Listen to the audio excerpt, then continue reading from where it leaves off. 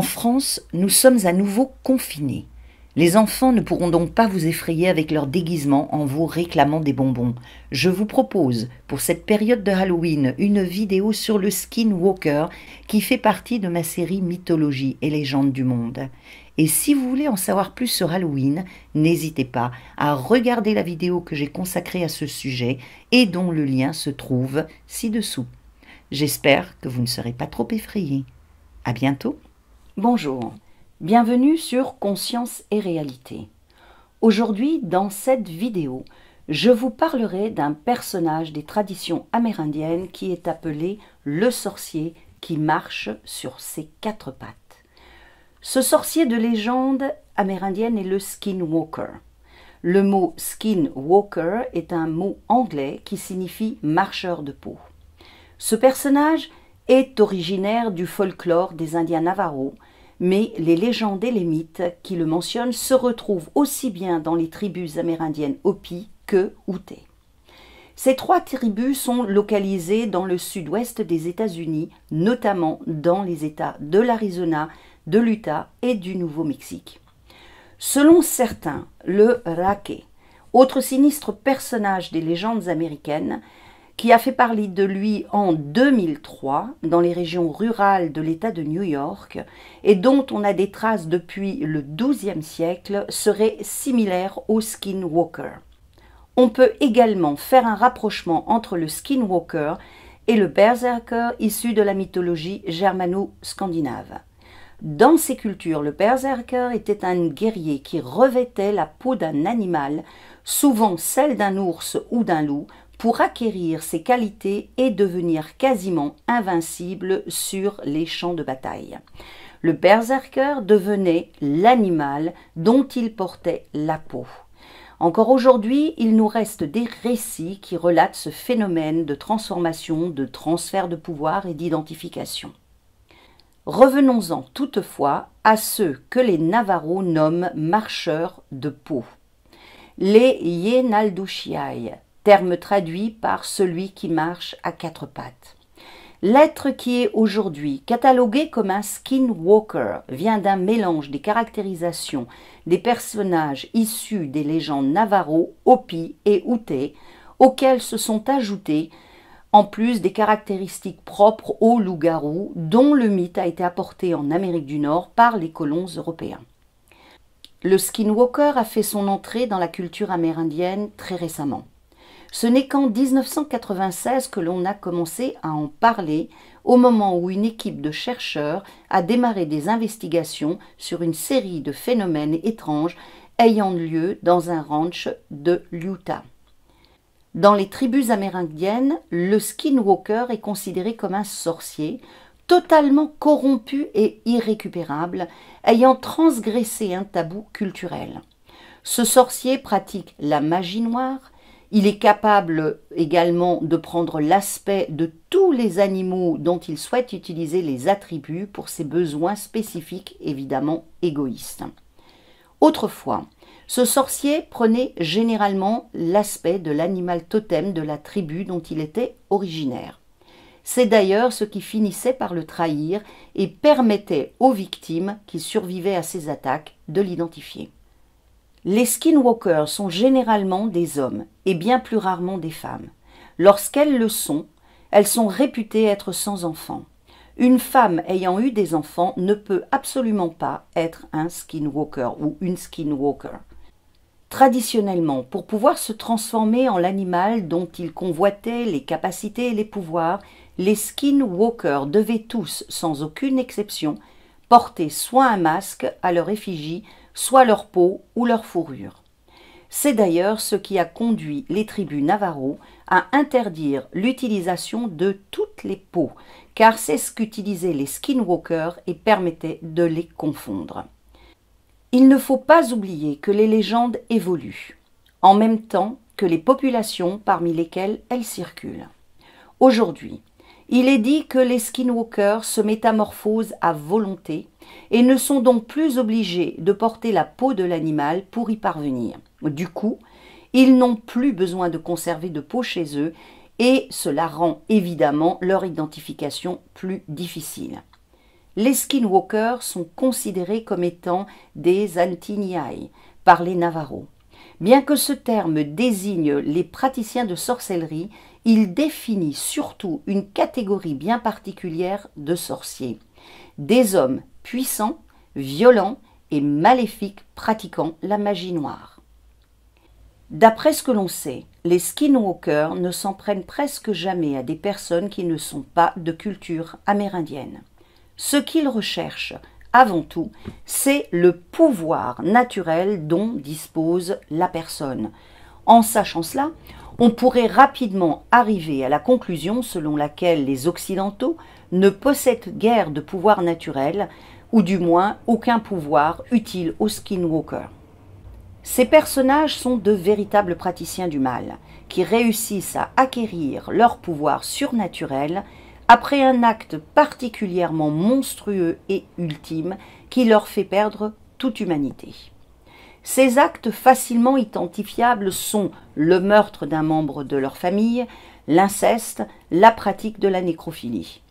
En dehors de cela, le skinwalker peut également obtenir ses pouvoirs de sorcier en ayant recours à des rituels particulièrement violents et contre nature. Ce qu'il faut retenir, c'est que chaque skinwalker, sans aucune exception, est un sorcier, mais que tous les sorciers ne sont pas des skinwalkers.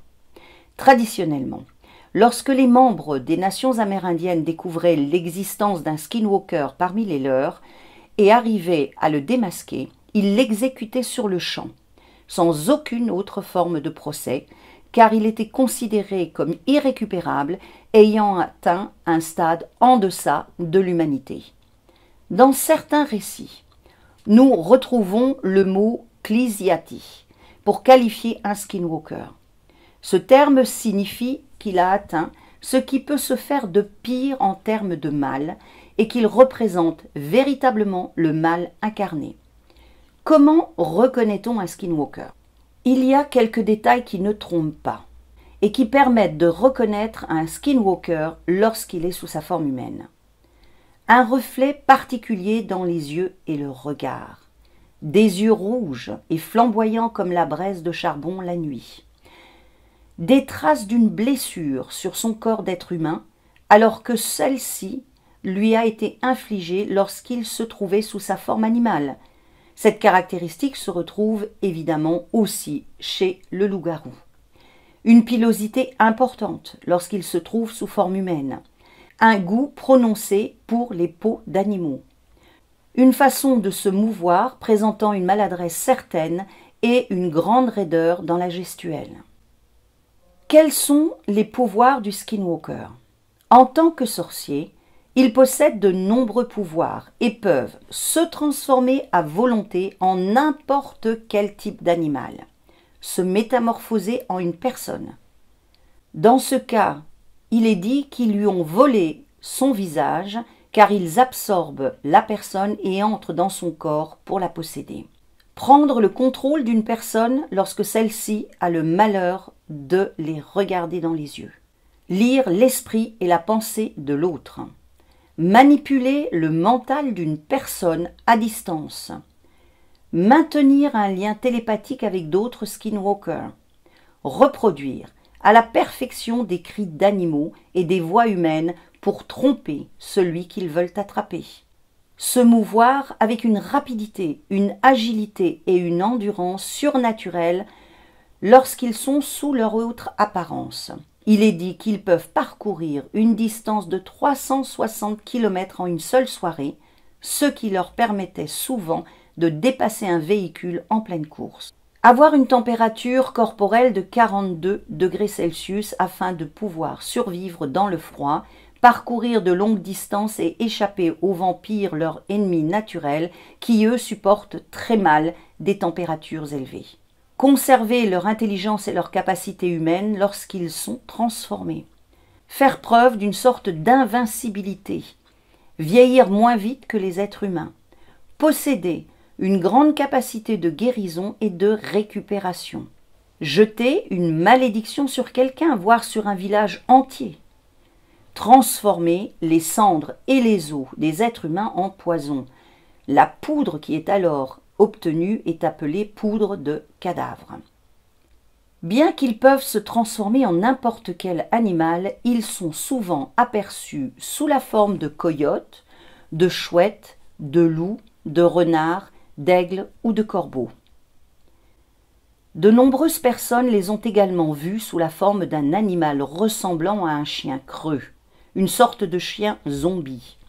Les skinwalkers sont supposés traîner autour des cimetières et des réserves naturelles amérindiennes, déterrer à une vitesse impossible pour un être humain les morts afin de les dépouiller de biens matériels inhumés avec eux, récupérer le contenu de leur sac médecine pour élaborer des rituels de magie noire et voler leur pouvoir, manger ce qu'il reste du corps, attaquer les habitations des vivants pour en dévorer les habitants. Leur modus operandi est simple. Ils frappent à la porte, imitent les voix de leurs proches ou de leurs enfants afin qu'ils leur ouvrent, ce qui leur permettra de pénétrer dans la demeure. Ce qui n'est pas sans nous faire penser à la légende du vampire qui ne peut entrer dans une maison sans y être invité. Empoisonner les personnes qu'ils rencontrent en soufflant sur eux une poudre toxique nommée antiantier, faite d'os humains réduits en poudre. Celui qui aura eu le malheur de respirer cette poussière d'os tombe alors malade, sa langue devient noire, il est pris de convulsions, s'affaiblit et finit par mourir s'il n'est pas traité à temps par un homme médecine ou un chaman.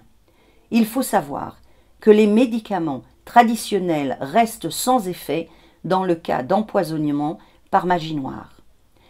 La poudre d'os est souvent faite à partir de l'os occipital et des phalanges distales des nourrissons, surtout de jumeaux.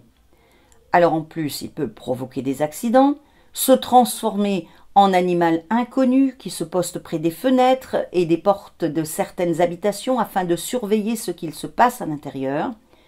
Il peut également recruter d'autres skinwalkers en procédant à plusieurs à un rituel spécifique lors duquel ils invoquent par des chants et des litanies des esprits démoniaques qu'ils attachent alors à leur service afin de servir au mieux leurs intérêts. Utiliser des potions et jeter des sorts pour instiller la peur et prendre ainsi le contrôle de la personne sur laquelle ils ont jeté leur dévolu. Ils peuvent utiliser la magie de la tarentule pour pouvoir traquer leur proie. Dans ce cas, ils placent des cheveux ayant appartenu à la victime dans un trou de tarentule. Employer la magie du serpent à sonnette pour renforcer leur sorcellerie. Pouvoir extraire dans le cadre d'un rituel de n'importe quel objet ayant appartenu à une personne un pouvoir maléfique qui se retournera contre elle. Il est difficile de vaincre voire de tuer un skinwalker, mais cela reste toutefois possible. Alors, on peut le faire en faisant appel à un sorcier pratiquant de la magie blanche qui utilisera ses pouvoirs pour contrer ceux du skinwalker. Ensuite, on peut également l'appeler par son véritable nom, tout en prenant bien garde de le prononcer celui-ci dans sa totalité. Suite à cela, en l'espace de 3 jours, le skinwalker est censé tomber malade et mourir. Utiliser des balles en argent, comme pour le loup-garou, ou alors on peut lui planter un couteau en argent dans le cœur, ou alors lui tirer dans la nuque lorsqu'il se trouve sous la forme animale, une balle ayant été trempée dans de la cendre blanche. Donc c'est assez vaste, on a toute une panoplie de chasse, de capacités de détection du skinwalker, etc. Dans les rêves et les voyages chamaniques, le skinwalker est associé à la sorcellerie, à la magie noire, au sort, à la recherche de pouvoir, à la prédation, à la vengeance, au mal extrême, à l'inhumanité et à ce qui est indifférencié et qui n'est donc pas humain. Le skinwalker est une créature sélective. En effet, à part de rares exceptions, elle ne s'attaque presque jamais à l'homme blanc. C'est comme si elle savait que l'homme occidental est, de par son mode de vie, pratiquement dépourvu du pouvoir dont elle a besoin pour pratiquer sa magie et sa sorcellerie. Ce qu'elle recherche en observant et en traquant sa proie, c'est de lui ôter son pouvoir afin de se l'approprier.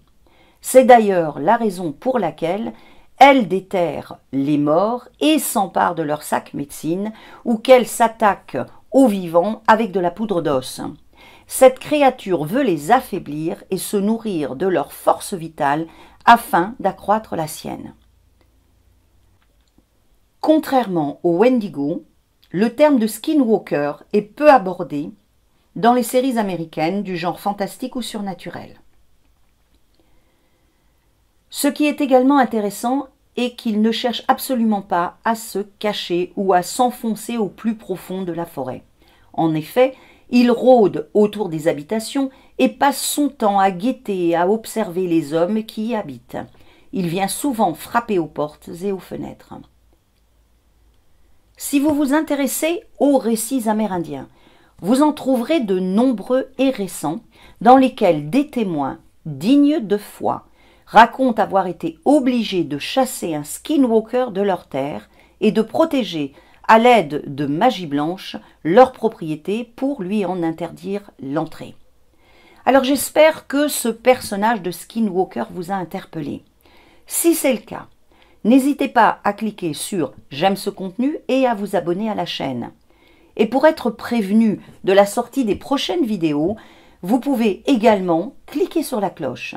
Je vous retrouve très bientôt sur Conscience et Réalité et je vous dis à bientôt et surtout rêvons et voyageons ensemble.